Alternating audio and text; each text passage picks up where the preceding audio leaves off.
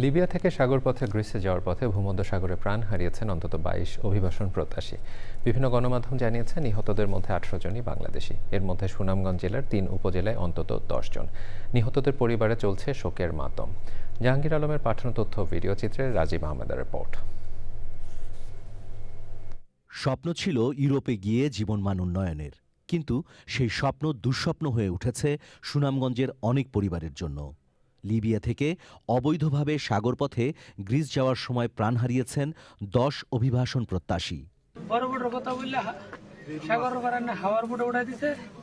হাওয়ার বুটে তেতাল্লিশ জন লোক আসলাম, সুদানে ফাঁসলাম, আর বাংলা ৩৮ জন। বাংলা ৩৮ জনের মধ্যে কিশোরগঞ্জ ছিলাম আমি একা, কিশোরগঞ্জ গ্রামে, আর সবাই ছিল সিলেটের। আপনার ১৮ জন লোক মারা গেছে। সুনামগঞ্জের জগন্নাথপুর উপজেলার টিয়ারগাঁও গ্রামের বাসিন্দা আকলুস মিয়ার ছেলে শায়েক আহমদও ছিলেন ওই যাত্রায়। ৪ মাস আগে পাড়ি জমান মধ্যপ্রাচ্য হয়ে লিবিয়ায়। তার মৃত্যুর এমন খবরে পরিবারে চলছে শোকের মাতম। পরিবারের দাবি, দালালের মাধ্যমে প্রায় ১২ লাখ টাকা খরচ করে তাকে বিদেশ পাঠানো হয়।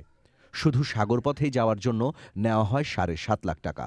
এখান থেকে ফোন আইছে গ্রিস থেকে যে আমরা কুস্কারে আপনার ফোন করছে যে শায়েক মারা গেছে। এরপরে আমরা তো বিভিন্ন জায়গায় তো কি খবর ২৫ দিন ধরে ফোনও ধরে না, ফোন দিলে ফোনও ধরে না, কোনটা কয়ও না। এর বাদে তার আগের মোবাইল নিচে গি, আগের মোবাইল নিচে গেলে তারা কেউ আমরা চাইরা দিতাম পারি না কোনো এক আনির কারণে মারা গেছে। আরো এ ঘটনায় জেলার আরও কয়েকটি উপজেলার অন্তত ১০ জনের মৃত্যুর খবর পাওয়া গেছে। তাদের মধ্যে দিরাই উপজেলার ৪ জন, দোয়ারাবাজারের ১ জন ও জগন্নাথপুরের ৫ জন রয়েছেন।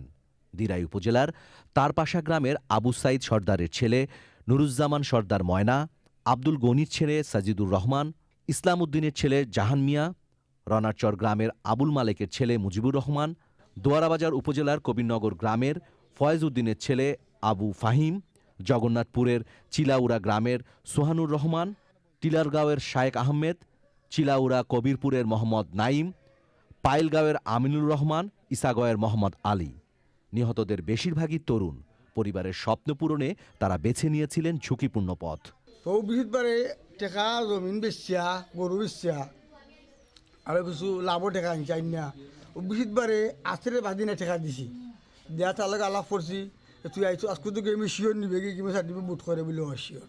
অবৈধ পথে বিদেশ যাত্রা রোধে কঠোর পদক্ষেপ নেওয়ার দাবি জানিয়েছেন সুনামগঞ্জবাসী।